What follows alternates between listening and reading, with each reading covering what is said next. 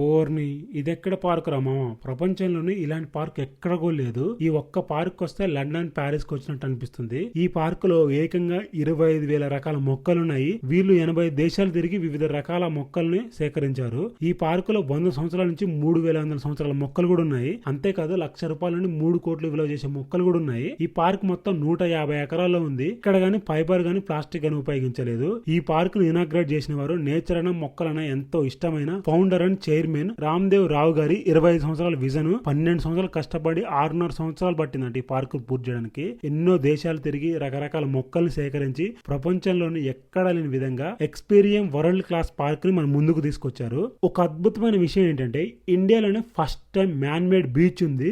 అలాగే ఇండియాలోనే first time 4 line direction లో జిప్ లైన్ కూడా ఉంది. అది కూడా 1 కిలోమీటర్ వరకు. ఇంకా ఎక్కువగా సెల్ఫీలు ఫోటోలు దిగే వరకు అయితే పండగ.